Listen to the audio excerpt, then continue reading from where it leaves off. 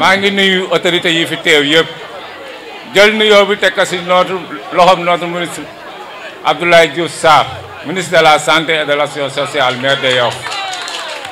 maa ngi nuyu monsieur l'ambassadeur des Arabes Unis di nuyu sama mbokki CLPA yi fi nekk yëpp di ko dégg Yoff Ngor Wakaam Soumbédioune ba teeru Baye Sogui di nuyu jël nuyoo bi teg ko ci loxol président Ibrahima Diène Wassal ma ko ci groupe waa GIE international bépp maa ngi nuyu jaraaf yi ci kaw di nuyu fere yi président fere yi di nuyu président jàmbur yi di nuyu ñëpp di ziar ñëpp bu baax di ñaan jàmm yaa naka yàlla dolli ci Yoff di dellu sa waar di wax rek di gërëm Abdoulaye Diouf Sarr bu baax a baax a baax parce que yaakaar naa ne Abdoulaye Diouf Sarr li mu digge woon ak ñun parce que dama dajeex moom ma ne ko ministre mu ne ma waaw ma ne ko président Macky Sall am na lu muy digoon jox nañu ko muy gaalu surveillance gaal googu nag dañ ko bokkante CLPA Dakar Ouest ñoo ko bokka muy Yoff Ngor Wakam Soumbédioune teeru Baye Sogui ñu ne ko woon ñun bu ñu amoon lu ñuy gënoon ñu am suñu gaal boppam mun nañu woon di ngeen am gaal te li mu waxoon tey mu ngi nii am na ma koy ñaan nag ministre ñun day ñoo ngi sa ginnaaw boo demee président Macky Sall nekka ñun mool yi moom bi mu nekkee président lañ gis suñu bopp ci état Sénégal boo tagee président Macky Sall nekkal ñun mooli Sénégal bi mu nekkee président moom président Macky Sall ñun waa mooli Sénégal loolu suñuy soo gis suñu bopp ci nguur ak Sénégal parce que yaakaar naa ne Sénégal depuis 1960 la amoon indépendance depuis ni 1960 ba 2014 mën naa wax ne ci la mool commencé gis ak boppam ci Sénégal parce que président Macky Sall bi mu ñëwee dafa jël lii mool gën a soxla mu nekk dinaa la ko may muy lan moteur mu subventionné moteur yi fekk moteur di jar 1 million yu teg mu ne léegi ku am 200 000 290 000 di nga am moteur waaw 1 million yi maa ko siy teg kon nag président Macky Sall liggéeyam wàcce na su ñun ma koy gërëm bu baax nag di gërëm ministre maire bu baax parce que Abdoulaye Diouf Sarr mën naa ne Yoff yàgg naa jooy kee bi nga faloo la ñu am kee rek nga yaa ngi far nag ba sa dëgg yàlla waaw ku gis nen ne na ngi monsieur le maire li nga waroon def si Yoff yëpp yaa ngi koy def nañu boole xol rek ñu ànd doon benn incha allah Yoff sa kaw sa kanam rek amuñu tànki ginnaaw nag tànki kanam rek la ñu am monsieur le ministre ndax ñu jox gaal ndëkk ndax ñu jox gaal ndëkk am na lu koy yóbbu géej machine moo yóbbu gaal géej te gisaguma machine te bëgg naa gaal gi mu ànd ak machine parce que ñun nee nañ suñu xeex bari na bariwul de déedéet ñun lan la ñu gëm développement durable de la pêche ñun moo li Yoff ñun moom lañ gëm moo tax ñun saa ñu gisee luy yàq géej rek dañ siy fexe pour mu toog loolu rek lañ gëm mais du question dañuy xeex wala xuloo déedéet parce que bu dëkkoon fii Yoff dañu wante dëgg rek te yàlla tax àll baa ngi fi woon aéroport baa ngi fi woon foire baa ngi fi woon géej gi nekk fi léegi benn infrastructure moo des si Yoff mooy géej gi kon nag nañu àndandoo doon benn rek pour géej gi jëm sa kanam il faut mu am lu mu laaj mooy lañ nañu wàññi bu baax a baax gérer bu baax a baax maa ngi nuyu ñëpp bu baax di ziar ñëpp jërëjëf.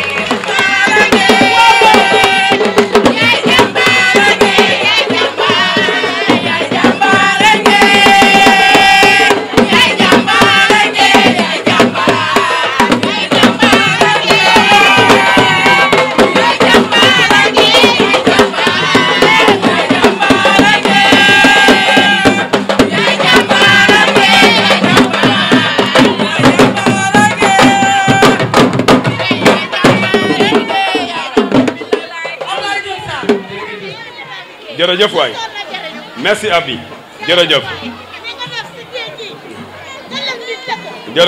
jërëjëf waay asalaamaaleykum maa ngi nuyu ñëpp di sant ñëpp di leen nuyu boo xam ne am na tàmbali waaye amul fu mu yem di nuyu acteurs yi nga xam ne tey jii monsieur le ministre ñëw nañ fi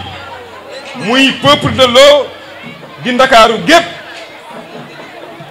ñu koy commencer par waa Ngor ñu ngi fii monsieur le ministre seen coordinateur di Chérif ñëw na ànd ak góor gi Mbeng ñu ëlbatu ko di nuyu Gora Sène bu Wakaam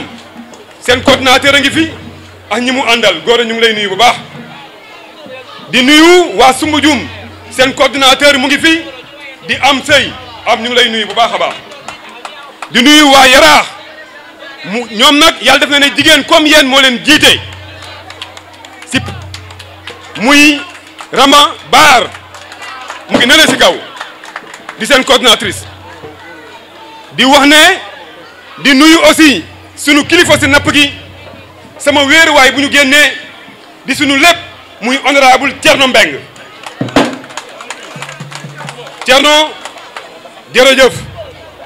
sa taxawaay rafet na sa bëgg Ablaye Diouf Sarr man maa ngi seede ne amul fenn foo xamante ne mënuñ ko fa yemale ndax man avant nga may xam ba ni ma jàppale danga ma wax ne ma ne Ablaye sa xarit la booba président mu ngi booba Ablaye ngi nekk directeur fële si COUD nga ne ma bés ni que tey maay sa ndijaay maay sa baay maay sa wéeruwaay te boobu ba léegi yaa ngi si kon honorable maa ngi lay sant bu baax di nuyu nag ndomba yi nga xamante ne ñoo fi nekk di suñuy kilifa président ñu ngi lay nuyu pegar di nuyu saltige sama mag di nuyu jaraaf sama xarit su ma joxee ñooñu rek jox naa ko ñëpp mais président Ibrahima Diène ñu ngi lay sant bu baax di la gërëm ma am chance nag monsieur le ministre chance bi ma am mooy directeur bi nga toogal muy Saliou Samb suma xarit la man yàllaa ma dimbalee loolu muy suma nitu démb di suma nitu tey maa ngi wax kii sànne ko léegi moo yor Sirna léegi gaal yi ñuy mool di ko tabax moom mooy directeur bi te gaal yi avant mu koy yor bi ko Samba Ndiaye yoree monsieur le ministre yàlla def na ne tournée bi ñu si njëkk a def sur le plan national man ak Ablaye Seck bokk nañ si juróom-benn nit yi ko defoon yooyu yëpp nag day firndeel rek ne Yoff am ngeen lu kenn amul ñun nag mënuñu dara ka ñuy jàppale ba ñu man ka ñuy jàppale ba yii yëpp di fi ñëw du kenn monsieur le ministre Ablaye Diouf Sarr la ndax nag moom nee na président Macky Sall moo ko tëngóob moom la président tëngóob mais moom Ndakaaru la tëngóob ndax nag dama ne amul lenn lu mu def Yoff te defu ko ci dëkk yi ma fi lim sànq amul bi mbas bi tàmbalee bi mu ne damay dimbale waa Yoff dama ne matériel valeur presque 600 et quelques mille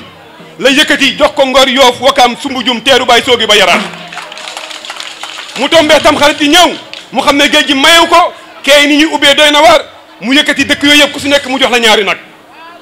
responsable yaa ngi fi yemu si mu xam ne facture yi xaw na doy war ku si nekk mu jox la subvention 1 million barki Dembo Ndiaye aussi la xew Soumbédioune moo taxaw def la différence yemuñu si fii Yoff gaal gu réer ministre Ablaye Diouf Sarr moo si man loolu nag dama ne du ñu fàtte nag lantinoor bi Ibrahima Fall maa ngi lay nuyu bu baax parce que li tax ma ne maa ngi lay nuyu monsieur Ibrahima Fall monsieur le maire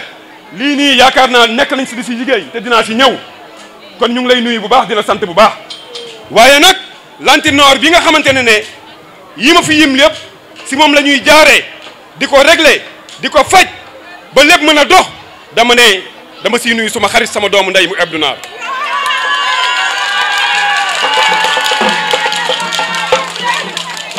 Abdou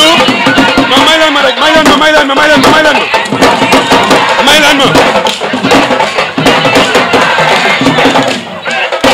may leen ma parce que tey lii leer wax ji dina xaw a bari mais lii leer dafa war a leer benn yoon bu ko defee ngeen jóg wax ak nit ñi wax ji ñëpp leen di kese la parce que liggéey amatu fi ndax boo nee école Ablaye def na ko biñ ko amee problème ndax 15 jours bii moo ko toj defaraat ko boo nee lycée monsieur le ministre indi na ko fi boo nee stade monsieur le ministre indi na ko fi nga ne Ndiaw monsieur le ministre defar na ba defar fi rab yi ne quai de pêche dama ne gis ngeen ko te yemu si quai de pêche bi c'est le meilleur quai de pêche parce que bu des kenn na Union européenne bi muy ñëw di saltu quai yi bi mu ne agrément du Sénégal dama ko war a sauver waat quai bii ko sauver kan moo ko waral parce que c'est le ministre Ablaye Diouf Sarr parce que quai de pêche ñëpp xam nañ ne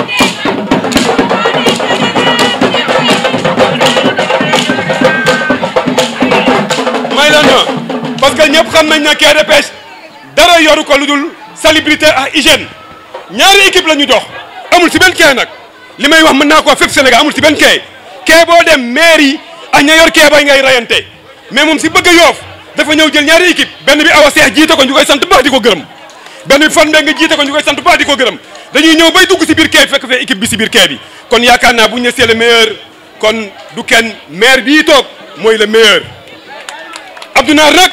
muy sunu lantinoor nag dama koy wax may leen ma rek may leen ma li tax ma ne sunu lantinoor la mooy mënoon na gis ne ñu ngi jàppale Abdoulaye Diouf Sarr mu ñuy faxasal man heureusement sax ba kenn mënu faxasal parce que ëkkam ngeer laa waaye nag moom heureusement bi mu ñëwee rek gis na ne ñu ngi jàppale monsieur le ministre Abdoulaye Diouf Sarr mu ñuy jàppale li ñu jàppale mu ci ayib te jàppale yëpp mën naa wax ne si biir juróom-ñaari at yëpp la yëpp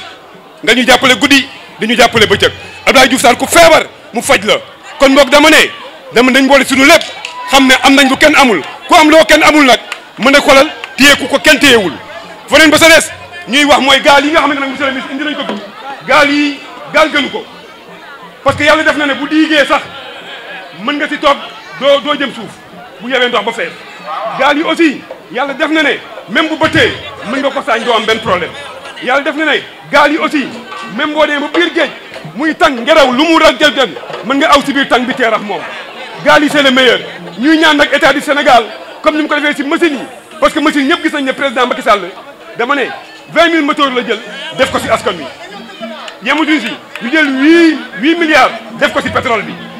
kon dama ne secteur de la pêche président Macky Sall bàyyi na ko xel bu baax a baax gaal yi nag ñu ngi si ñaan subvention parce que bu ñu si deful subvention si boppam duñ ko mën a jënd ndax ñëpp xam nañ ne mën na def plus de 20 ans mais nag dugg si géej gi ni mu mel fi ñu toll nii heureusement ba yow comprendre nga ko parce que mool bu am jafe-jafe yaa ngi koy jàppale ndax jël nga fi 5 moteurs sànq Ablaye Gueye dama lay tontu nee nga na si teg moteur 5 moteurs yi nga xamante ne ñi fi seen moteur yi réeroon ministre Abdoulaye Diouf Sarr moo jël seen i moteur moo gëndaat ay moteur jox leen ko loolu yàggul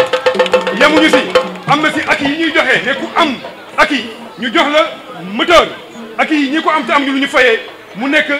28 personnes dama ne à travers son premier adjoint monsieur Abdoulaye Diouf Sarr moo jël xaalis ak yooyu jox leen loolu fan la am amul fenn kon daal ñun fi ñuy daanelee mooy di gërëm nag suñu mbokk yi ndax yàlla def dimbali na ma monsieur le ministre dem naa à travers ànd ak sama ndijaay monsieur Traoré wax dëgg yàlla muy ku la bëgg ku la sopp ñu ànd dem seeti ji fii nga xamante ne fa la ñu defee gaal yi mu nekk defrin bu mucc ay bu am solo kon tam ñoom ñu leen bàyyi xel kon nag bu ñu jëlee teraanga bii may toog di wax rek buntu yëpp ni ma koy ubbee sa tur la yi ma taxee nag xam naa monsieur Abdoulaye Diouf Sarr xam naa ko max moo ma nekk mu ëlbatu ko rek si saa si woo nañ la fa wax ak yow kon yaakaar naa buntu bu ñu ubbi rek Yoff ubbi ko yaa tax di ubbi ko moo tax fi may daanelee mooy boo nee wow na dañ naan koŋ nga ne tooy na monsieur le ministre ñu ne xepp nga ne ñuul na ñu ne kuk nga ne xonk na ñu ne curi maa ngi sant ñëpp di gërëm ñëpp di gërëm honorable Ndeye Marème Gueye di la ko jox nga joxal ma ko jigéen ñëpp di gërëm aussi Babacar bi yor jeunes yi di gërëm aussi Ami Top maa ngi gërëm ñëpp di sant ñëpp di baalu ak ñëpp ngeen baal ma ak wax ji bari na mais xam lu bari wax ju bari. jërë ngeen jëf asalaamaaleykum maa ngi nuyu képp ku teew fii tey ci Yoff di jiital ci nuyoo bi kilifa gi nga xam ne mooy suñu ministre suñu maire monsieur Abdoulaye Diouf Sarr di sama xarit di suma lépp di nit ku baax monsieur le ministre ñu ngi lay nuyu bu baax di nuyu monsieur Saliou Samb directeur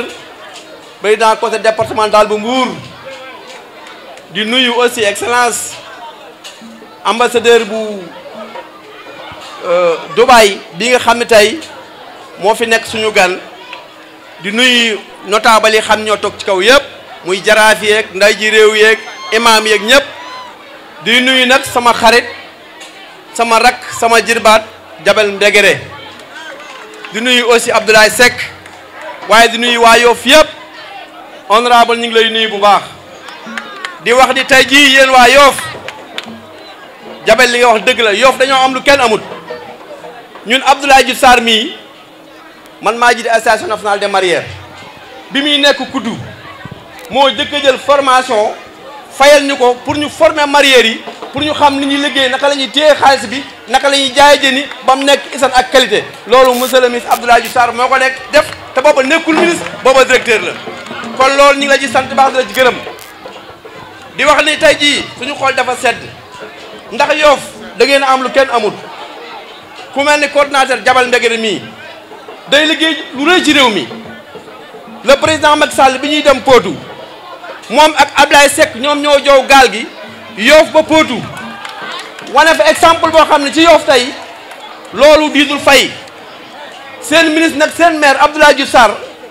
yaakaar naa ne kee bii biñ koy fondement maa ngi fi pose première pierre bi ñu xam ni moo ko dox moo ko wax biñ koy inauguré maa ngi fi moom moo ko dox moo ko wax bépp soog bu am ci Yoff yëg nañ bu baax taxawaayam ndax jabel du ma tëdd mukk te jokkoowu ma ak moom te lu fi ministre def moom dina ma ko leeral kon monsieur le ministre waa Yoff ñu ngi lay gërëm waaye waa Sénégal sant nañ la gërëm nañ la yóbbante boobu fu ma dem dañ ne ma monsieur le ministre coronavirus bii taxawaay bi nga ci am ba mu reculer monsieur le ministre sénégalais ñu ngi lay sant di la gërëm di sant équipe bu santé yëpp ñu ngi leen sant di leen gërëm docteur yeeg médecins yeeg ñëpp rek parce que tey jii Sénégal toll na guddi yoo xam ne kenn du nelaw sa kaw lal waaye fi mu nekk nii alhamdulilahi rabbil alamina gis nañ bërki démb rek le président Macky Sall toog ci kanam xalifa général des Mourides sant la fa gërëm la fa loolu nag jàmbar rek moo ko mën a am kon monsieur le ministre ñu ngi lay sant di sant bu wax CLPA bi nekk fii ndax gaal gii ñu wut tey muy surveillance monsieur le ministre dafa am solo trop ci géej gi kon tey bu ngeen leen indilee gaal muy CLPA yi nga xam ne tey lépp lu jëm ci wàllu napp gi ñoom ñoo ko ŋànk di surveiller géej gi bu ngeen leen yombalee seen liggéey kon yaakaar naa yi liggéeyu napp bi dina gën a avancé gën a jëm ca kanam parce que tey jii Sénégal pêche bi nun acteurs yi nekk pêche yëpp dañoo def benn coalition bu mag ñuy wax coalition secteur de la pêche suñu xarit Jabal Mbégéré moom lañ def coordinateur bi président bi suñu xarit Alioune Thiam mu nekk port muy liggéey boo xam ne tey acteurs yëpp ci lañ lëkkaloo pour fexe napp gi jëm ci kanam ndax le président Macky Sall wax ngeen ko sànq yéena ni mool yi daf leen defal mool bu nekk gaal gu nekk 1 million mani président Macky Sall ñun Sénégal 86 lañ gëj a am quai de pêche 86 nag ba léegi président bi mu ñëwee 2012 fukki quai de pêche ak ñaar def na ko Sénégal kon président mi ngi bàyyi xel napp gi machine yii yaakaar naay Jabel wax na ko 20 000 moteurs waaye yaakaar naay camion frigo yu bees yi ñëw nañu teg nañ ko ci sama loxo defe naa ay camions yi ñu ngi daw oto boo xam ne 0 kilomètre la Sénégal mos ñu koo am yéen a ko wax sànq gis ngeen gaalu fibre de verre yi suma xarit suma rek Saliou Samb mi ngi nii moom lañ dénk sirn ñu war a sensé gaal yi ba xam ne kenn diitul accidenté ci biir géej gi ndax xam nga suñu mbokk mool yi ñoom dañ leen a war a toppatoo ndax dama ni su mool amul mareyeur du am kon yéen mool yi dañ leen di sant di leen gërëm ndax su ngeen amul jën benn mareyeur du mën a dem jaay jën kon nañ jàppale mool yi président Macky Sall dina leen jàppale mais na leen gën a dooleel jàppale leen ñu toppatoo géej gi defar géej gi kon monsieur le ministre liñ fi waroon a wax lépp du fi xaj ndax li nga def ci lu baax ci Yoff bari na waaye damay wàcc foofu sama kaddu waaye may sant bu baax waa Yoff maa ngi sant jigéen ñi sant ndaw ñi sant jaraaf yi sant waa CLPA yi président Amadou Seye yow ak góor a gis nañ bu baax ni ngeen taxawee ci liggéey bi di ci jàpp di sant jigéen ñi ñëw ñëpp Jabal ñu ngi leen sant baax di leen gërëm di sant waa presse bi aussi ñoom it lépp lu ñu def ci presse bi ñu tasaate ko ba tey ñu ngi sant yàlla baax maa ngi sant ñëpp di gërëm ñëpp jërë ngeen jëf. asalaamaaleykum wa rahmatullahi taala wa barakatuhu maa ngi leen di nuyu seen tur ak seen sant di jiital nuyoo bi nag sama xarit sama doomu ndey sama grand frère mooy le ministre et monsieur le maire Abdoulaye Diouf Sarr Abdoulaye Diouf Sarr nag yàlla daf moo ñu boole avant li yëpp di xew ñëpp xamee ma ko lu ma dëkk Mbour je pense que sama deuxième ville mooy fii ci Yoff te ma assumé sama relation ak moom donc tey yàlla ak son excellence le président Macky Sall suñ ma dënkee programme national bu war a changer ak moderniser la pêche artisanale ma war a ñëw fii ànd ak samay partenaires yu jóge ba Émirats arabes unis Dubaï di ko ñëw di ko jàppale pour mu jox ko ay moolam ay nappkatam pour ñu mun a aar géej gi loolu day nekk loo xam ne dafa ma neex lool dama sawar ci tam boole ci di nuyu nag le représentant de l'ambassadeur des Émirats arabes unis bi nekk fii nga xam ne monsieur Omar qui est là di nuyu nag kilifa diine yi fi nekk sunuy kilifa yi fi nekk mooy frères yi jaraaf yi ndey ji réew yi yëpp ak autorité coutumière yi fi nekk yëpp ñu ngi leen di nuyu tamit honorable yi fi toog honorable député yi ak honorable conseil économique social bi nga xam ne mooy le président Thierno Meng bi nga xam ne tamit nekk sama kilifa sama grand frère boo xam ne moom bokk na ci ñu ma yar xam naa donc daal su ma ko gisee fii damay kontaan et puis di la féliciter ci liggéey bu rafet bi ngay def seulement rek pour napp gi ak suñu liggéey mareyeur bi pêcheurs yi mu mun a jëm ci kanam merci beaucoup monsieur le président di nuyu ki nga xam ne nag mooy sama partenaire boobu dafa am koo xam ne dafa nekk ci wetam di liggéey bu baax a baax mooy sunu kilifa sunu papa bi nga xam ne mooy El Hadji Baba Traoré kooku dama bëggoon ngeen tàccul ma ko bu baax parce que man li ma son excellence le président Macky Sall dëng daf ma ciy jàppale bu baax a baax parce que partenaire bi nga xam ne mooy toog mooy ki ñu naan monsieur Obaïd Al Matrouchi bi toog nii kii moom moo ko dem jëli ko fële ci Dubaï andi ko ne ko kaay jàppale ma fii si sama réew ñu créé fi société di jël ay nit di defaraat pour jàppale vraiment son excellence le président Macky Sall kon Baba Traoré bële moom mënuñu ko fay sama papa ji donc vraiment maa ngi koy gërëm di ko sant ci liggéeyam bu rafet di nuyu tamit xam naa ne parfois ñoom monsieur Taha il n'aime pas que ñu wax ko mooy le chef de protocole de l'ambassadeur qui est là c'est notre frère al imam laa koy tuddee al imam parce que ku gëm yàlla ngi nii ku bëgg alxuraan olof la dégg nag moo leen ngeen dégg olof yëpp mu ngi nii mooy monsieur Taha di ko nuyu ak vraiment ñu mu àndal ñëpp di nuyu tamit mënu ma bañ a nuyu tamit monsieur le ministre monsieur le ministre bi nga xam ne sama papa bi toog fële mooy Serigne Mbacke Ndiaye bi toog foofu ak ñu ma àndal yëpp ak Pape Fall di nuyu sama ñëpp ñi fi nekk ñëpp maa ngi bañ a fàtte kenn sama Serigne Mbacke borom Daara Muxti mu ngi nii toog di la ñaanal ñëpp maa ngi leen ñaanal jàmm monsieur le maire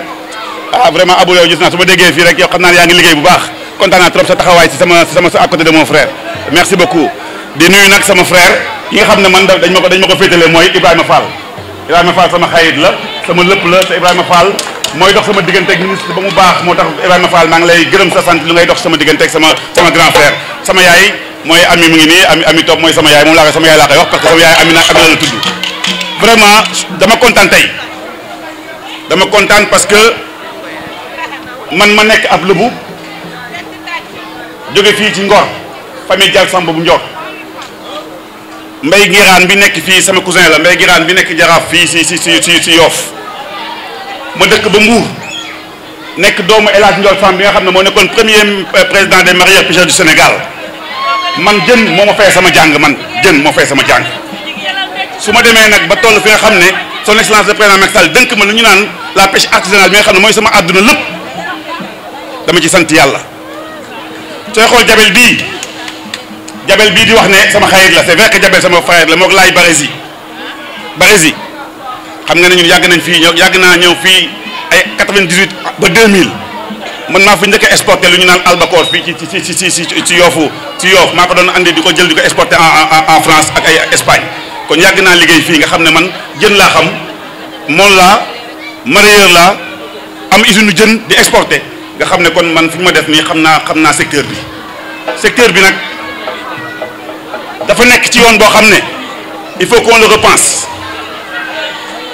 te nag son excellence le président Macky Sall a eu l'idée de dire qu'à un moment avec les changements climatiques yi am mooy plus ñuy dem rek géej gi day gën a sàmbaraax plus ñuy dem jën bi day gën a sori di dem kell plus ñuy dem géej gi day gën a métti jën bi di gën a wàññeeku donc il faut que ñu moderniser lu ñu naan outil de travail pêcheur bi pour mun a yegg foofu sa jën ba mun a ñëw andi jën bi mun a am rentabilité dans son exploitation loolu tax mu def programme bi def ko nag sur le PC2 la ko def 2A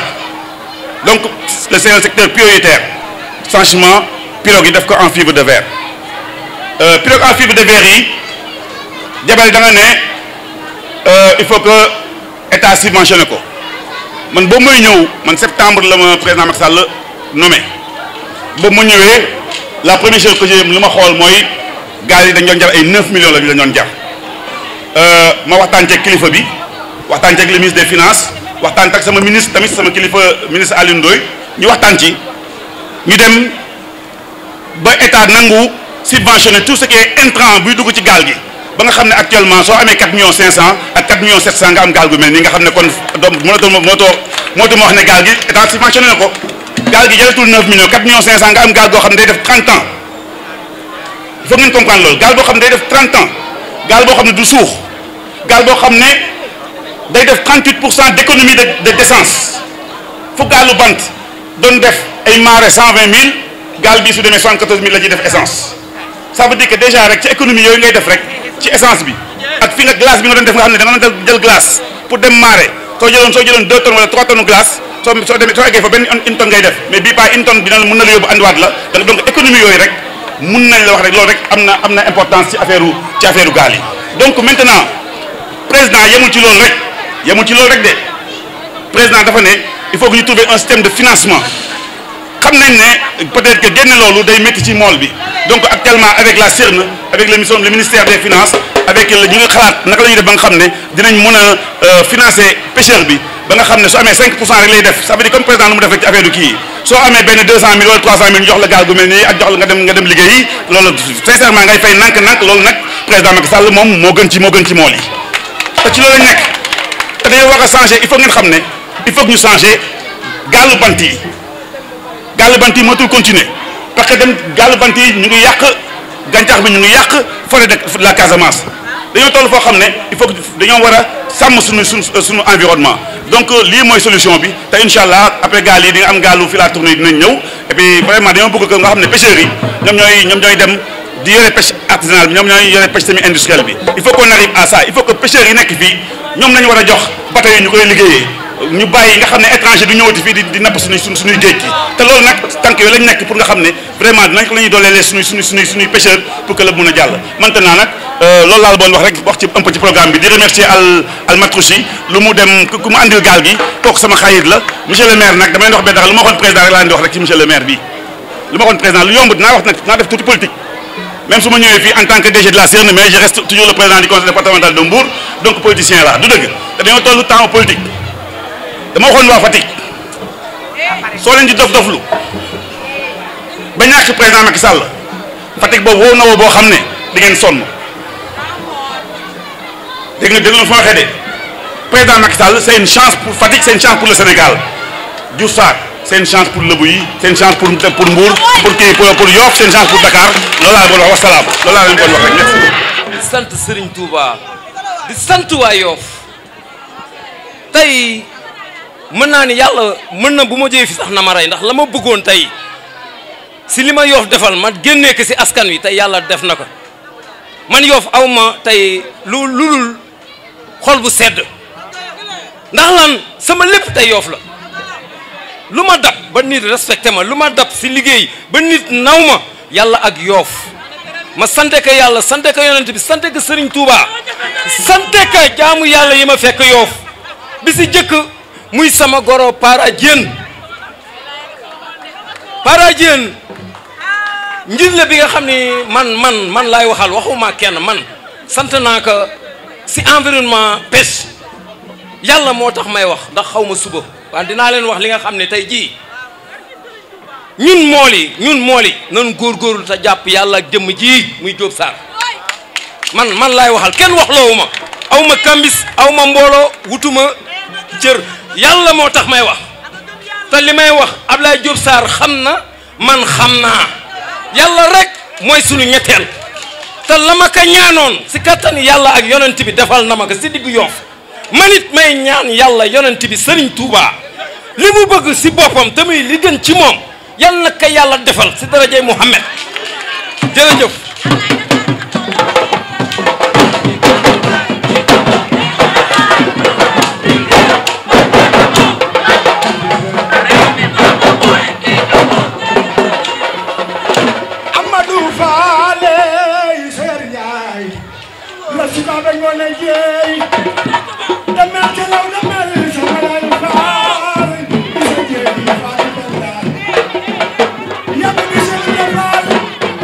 Yàlla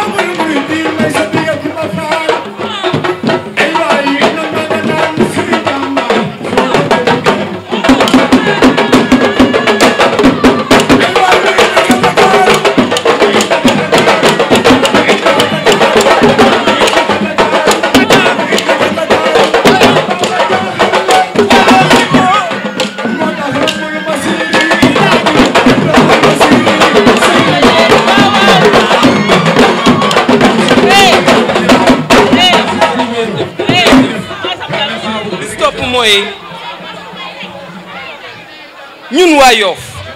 yàlla bëgg nañu yonent bi bëgg nañu maam Limaamu Laay bëgg nañu ndax xéewal gu ñëw si àddina mu dugg sow jant dana jaar Yoff ba tey man maa sañ a wax ndax lii si man la jaar ma fas yéene ka bokk ak jaamu yàlla yëpp ndax kii ku ñu yàlla indil la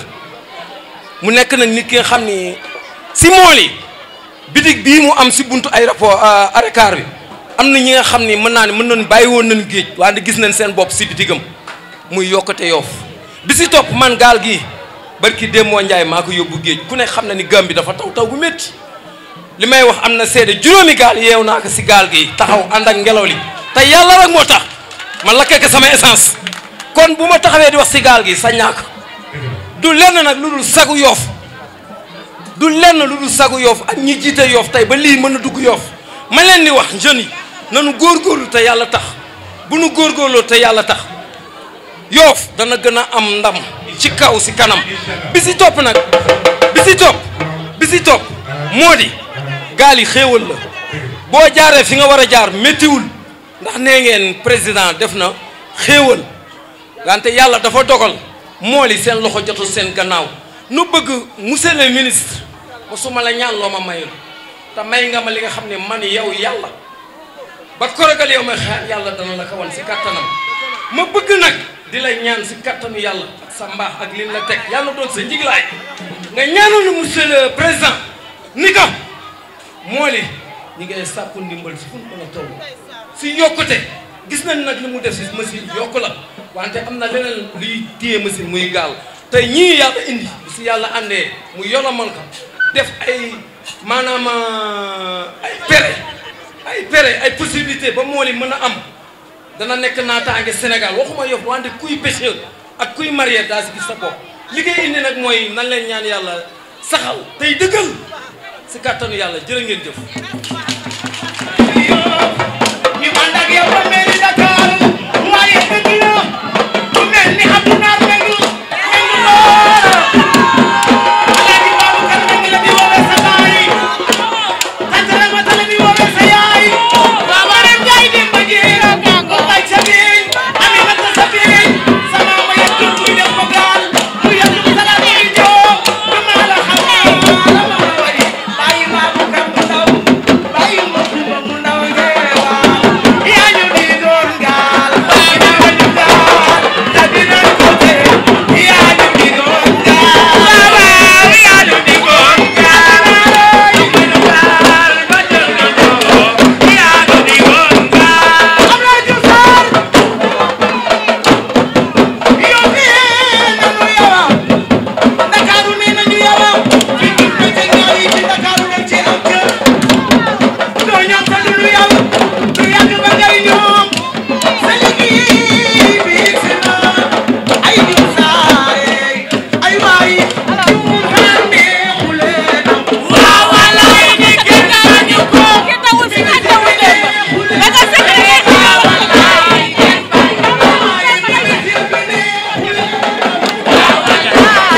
ana ñu ko bëgg ana ñu ko bëgg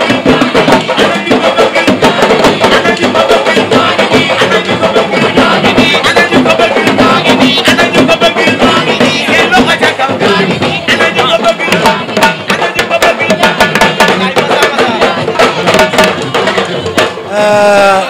نشكر فخامة الرئيس ماكي سال على دعوته لنا في قيام بمشروع في السنغال. nee na mi ngi gërëm président de la République ndax woo na ko ni ku kaay liggéey Sénégal nga am benn projet bu mag mooy projet boo xamante ni nga changé ay gaal bant nga def ko ay gaal boo xamante ni mooy fiberglass. وأشكر سفارة الإمارات على دعمها اللامحدود لنا. nee na mi ngi gërëm ambassade daf ko jàppale bu baax taxaw ko. ونشكر شركة سيرنا على وقوفها معنا في هذا المشروع. nee na mi ngi gërëm bu baax a baax société Sirna daf ko taxaw jàppale ko yombal ko lépp. وأشكر بابا تراولي على وقوفه معي من أول ما وصلت السنغال والآن تقريبا أكثر من سنتين وهو جنب بجنب في كل خطوة. mi ngi gërëm Baba Traoré directeur général de Transfert depuis daf ko accompagné taxawul ko ba ñaari at mën na mi jàppale ko si kaw ak si kanam. وإن شاء الله أنا تعهدت للرئيس أن أقدم ما كله هو حديث في مجال الصيد من قوانين ومعدات الصيد. nee na moom dafa jël engagement si kanam président de la République si Abu Dhabi Émirats arabes que dana def kettam laay kattan pour moderniser wàllu pêche si Sénégal. ويهمنا كله أن يكون الصياد السنغالي في أحسن حال وهو يرتقي بمستوى الدول العالم من التكنولوجيا وأدوات الصيد الحديثة. nee na moom dafa bëgg Sénégal mu nekk comme yeneen réew yu xamante ni parce que dafa gis ne Sénégal dafa nekkoon arrière tuuti par rapport ak yeneen pays si wàllu pêche nee na dafay def tout pour Sénégal avancer si wàllu napp jën. ونحن إن شاء الله مستمرين على أن نؤهل الشباب في مجال الصيد الحديث. nee na dana def formation si jeunes yëpp ñu xamante ni dañu bëgg a dem di napp te moom defar na ñaari guddi ci biir géej Yoff ànd na ak Assane tu mu doon wax sànq ànd na ak moom ñaari yoon si géej guddi fanaan na si guddi mu woon ko li ñuy napp géej jën dafa am mais amul technologie boo xamante ni mën nañ ko jàpp da nga ko romb doo ko gis. والمثل يقول لا تعطني سمكة ولكن علمني كيف أصيد السمكة. nee na proverbe li mu wax nee na da nga may jàngal lu ñu napp jën bul ma may jën. وإن شاء الله نكون عند حسن ظنكم ومستمرين إن شاء الله بما كل هو جديد في السنغال والدعم لا محدود إن شاء الله. nee na da ngeen di kontaan si moom incha allahu usine mi ngi fii dana defar ay gaal ba waa Yoff am na waa Saint-Louis waa Mbour waa Soumbédioune waa Sénégal yëpp. وأشكر معالي الوزير الصحة على هذا الحفل الذي أسعدنا فيه كثيرا. nee na mi ngi gërëm bu baax ministre de la santé Diouf Sarr si taxawaay bu mu taxaw bu mu ñëw nee na kontaan na lool. ولكم جزيل الشكر. nee na mi ngi lay gërëm bu baax waa Yoff di leen sant.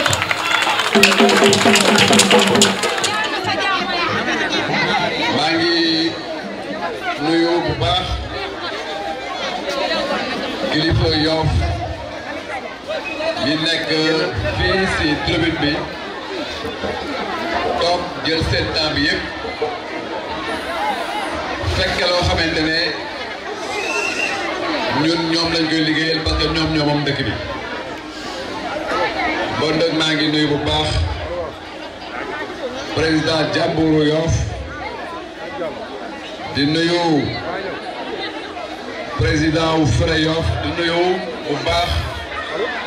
président des délégués de quartier suñu ndijaay di nuyu bu baax koo xamante ne kenn la suñu jaraaf Doudou Mbengue sama xarit saltige Sana di beral nuyu bu baax l'honorable député Ndeye Marème Gueye et l'honorable au conseil des collectivités territoriales notre ami et frère Thierno Mbengue di nuyu bu baax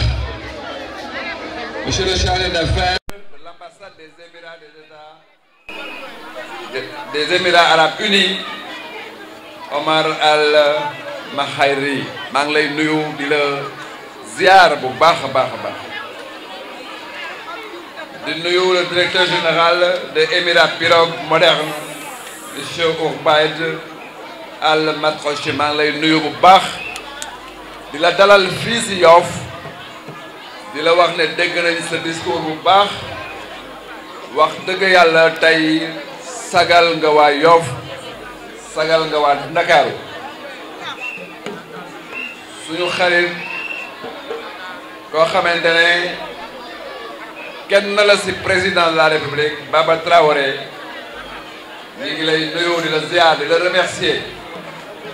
di la wax ne jël nañ caabi Yoff jox la les clés de la ville parce que yow bu baax nga nit la koo xamante ne ku am solo la te xam naa sa diggante ak le chef de l'État son excellence le président Macky Sall. Saliou Samb président du conseil départemental de Mbour futur maire de Mbour maa ngi lay nuyu le directeur général de la CIRN suñu diggante maag yow du tey démb la woon bon dëgg Yoff sa dëkk la fi nga dëkk may jël nuyoo bu tedd di ko nuyu Jabel Mbagare ak Ablaye Seck di jël nuyoowu acteur de la pêche yépp di ko teg ci seen loxo danaa ci dellu si mais may nuyu les acteurs de Ngor di nuyu les acteurs de Wakam nuyu les acteurs de Soumbédioune de Hann partout dans Dakar maa ngi nuyu les acteurs de pêche parce que man maa ngi yéen inchallah yamul fii danañu dem ba sore junj doy na borom xel tey li ñu fi dajalee lu am solo la yaakaar naa ne Ablaye Gueye wax na ko sànq président Macky Sall li mu def ci géej benn régime mësu ko def jël investissement bu bëri def ko ci pirogue hors bord yi yaakaar naa ne tey nit ñi sax fàtte nañ réellement lan mooy prix réel d'un moteur président moo ko def lool ba mu koy initier ñi ngi toog Saint-Louis ci tribune maa ngi toog Omar Gueye ngi toog ñu déyante ñu lancer programme tey moteur yaakaar naa ne newatul préoccupation difficulté pour les acteurs de la pêche li mu def ci quai de pêche régime musu ko fi def son fameux discours le premier discours à la nation le citer le nombre de quais de pêche yu mu namba def ci réew mi ñu ne fan la jëm mu ne pêche dafa nekk ponk bu am solo ci économie réew mi avant dañ daan subventionner engrais di subventionner ay intrants di subventionner tracteur di subventionner leneen ak leneen mais ñu jël ressource publique jubal ko ci géej gi ci nappkat yi ci président de la république Macky Sall la commencé fës lool quai de pêche bi man na am ba bi may wax mu ngi may tontu naan man wax nga dëgg parce que président Macky Sall moo ko fi def bon nag maa ngi koy remercier en ma qualité de maire de Yoff mu ne les gilets daf si def xaalis bu bëri pour taxaw pour que risques yi ñu wàññi ko ci géej gi mu wax waa ANACIM ma fekke ko parce que j'étais ministre du tourisme et des transports aériens mu ne vulgariser l'information sur la météo en direction des acteurs de pêche ñu siy def liggéey bu am solo ba léegi nii fi mu nekk nii yéen a ngi koy jot par WhatsApp pour ngeen am information di ko traduire sur les langues nationales loolu vision moo koy joxe ki am vision de son excellence le président Macky Sall Thierno Mbeng wax na léegi les camions frigorifiques c'est la première fois dans l'histoire du pays président investir ci camion frigorifique mais investir ci chambre froide yi ñu xamoon booba chambre la froide yoo xamante ne ay tool la woon moteur bi baaxul ñu defar ko kenn mësu ko inauguré loolu lañ fi fekkoon mais ku dem léegi dans le domaine de la pêche di nga fa fekk un dispositif boo xamante ne bu am solo la pour la conservation des produits de la pêche loolu c'est son excellence le président Macky Sall moo ko def duma wax waxu GPS loolu leneen la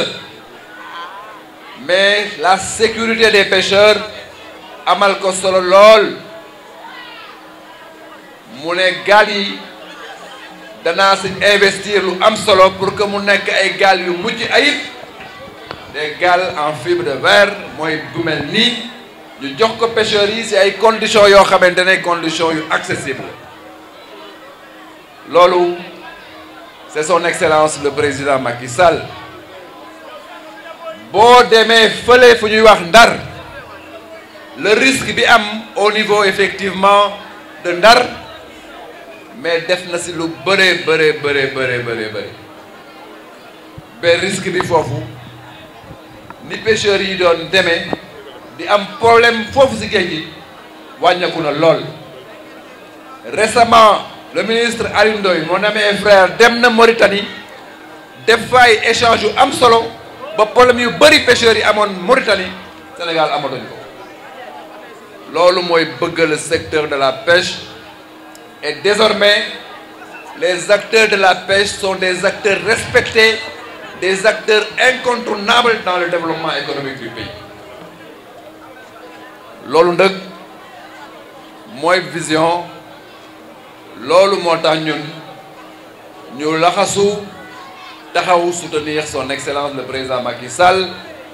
muy def liggéey bu am solo te lii ma wax ci pêche bi tey bu ma dëggoon agriculture wax ko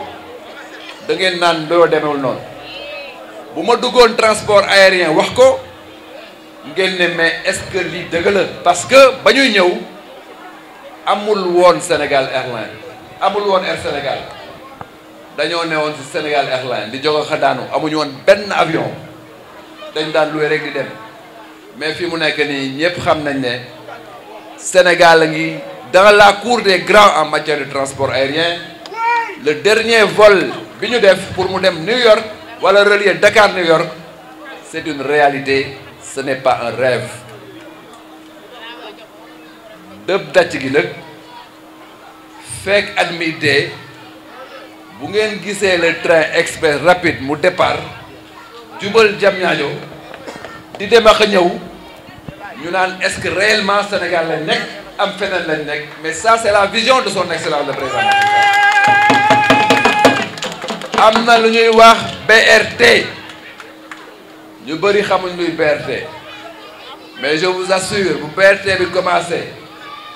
départ Guédiawaye traversé xët dugg Dakar boobaa bu ngeen gisee ne xam ne Dakar c'est une ville moderne. Dakar est une ville moderne qui mérite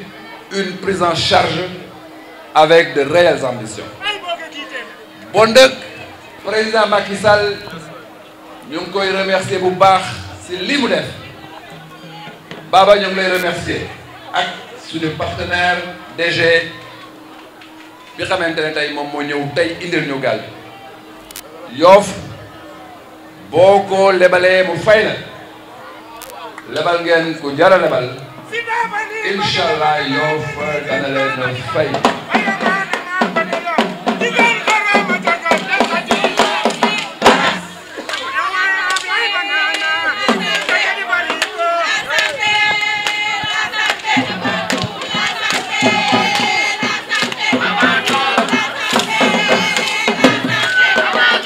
Merci beaucoup. Bon de Karim maa ngi lay remercier xam naa ne le 12e gaynde est à Yaoundé actuellement Bouba Sarr mi ngi fa xam naa dans quelques mois Coupe d'Afrique bi foofu la am Cameroun bon yow yaag Bouba jël naa en charge seen déplacement ngeen def ko parce que le 12e gaynde dafa am solo te waa Yoff ay 12e gaynde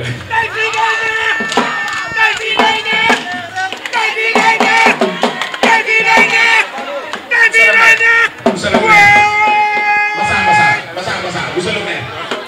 dama dégg ne da nga taxu fële côté bële am na. waaye waaw rek wala déet dafa dégg ne da nga taxu rek. dëgg la waaw loolu rafet na parce que boo taxul woon ba mairie ñëw nga jël maire Dakar taxu kon gars yi. alors kon gars yi dañuy am lu ñu wax dañ naan Abdoulaye Diouf Sarr jël na mairie Dakar doo doon dem Almadies maire balaa baax day sàkkal boppam matériel Abdoulaye Diouf Sarr day sàkkal boppam matériel. Merci beaucoup. Bon dëkk guddi na dafa am message boo xamante ne il faut que ma jox leen mooy li xamante ne samay kilifa ñoo ma ko sant samay kilifa nag mooy waa Ndakaaru waa Ndakaaru ñoo ma yilif waa Ndakaaru ñi ma yilif bu ñu ma santee nag ma doxe seen cantaane waa Ndakaaru ne nañ ma taxaw moo tax coow li ngeen di dégg lépp mi ngi wéeru rek ci santaane bon nag maa ngi taalal sama loxo di ko jox waa Ndakaaru ñu ñaanal ma buñ ma ñaanalee dana nangu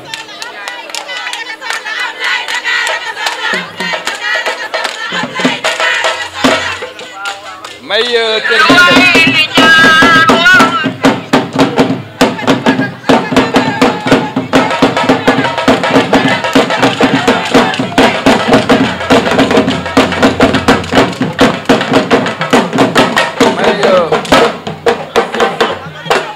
may terminer nag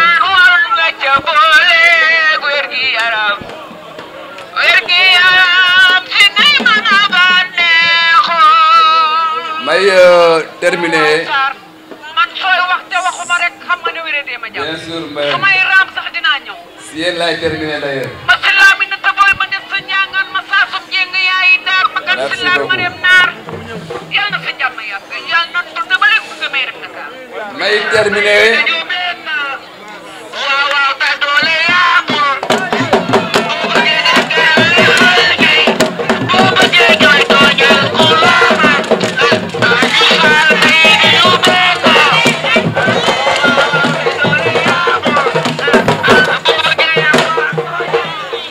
may terminer de remercier toute la mobilisation tous les camarades yi xamante ne ñëw nañ tey les camarades jeunes fu ñu defee rek ngeen ñëw wane seen bopp taxawuñu defal ñu loo xam ne daf ñuy sagal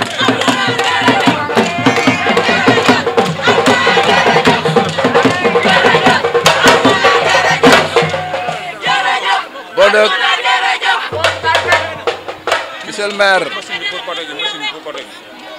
maire Abdou Nar maa ngi remercier nos camarades jeunes maa ngi leen di remercier bu baax a baax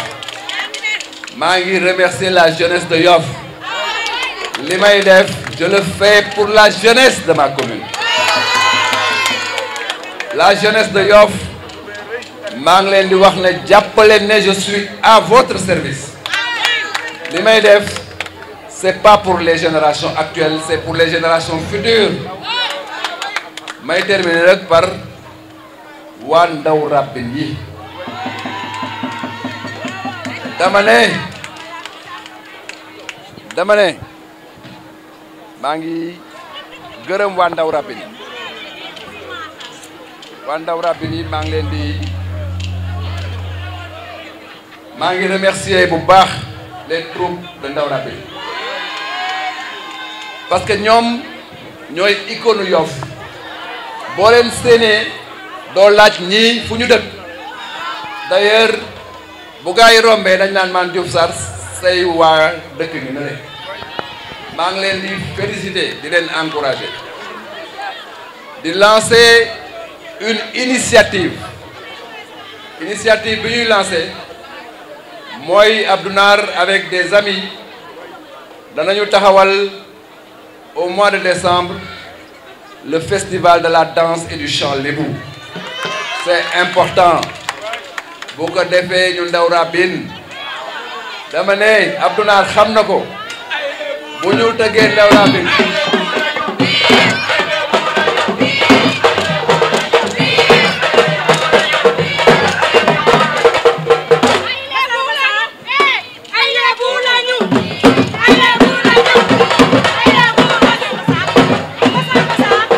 kon maa ngi leen di remercier bu baax lu ko doon damay terminer may ma terminer li nga doon boo ko bañee dafa fekk nga gën caa ñaaw bon nag festival boobu danañ ko organiser mu nekk un festival à l'échelle de la région de Dakar troupe ndaw rabinu région de Dakar yëpp danañ leen convier ñu ñëw bokk ci festival boobu bu ko defee mu am tournoi bu mag des équipes de ndaw rabine de Dakar bu ko defee bëgg naa waa Yoff gagné ko comme que am na lu ñu gagné si maa ngi leen di nuyu di leen remercier di wax wasalaam asalaamaaleykum.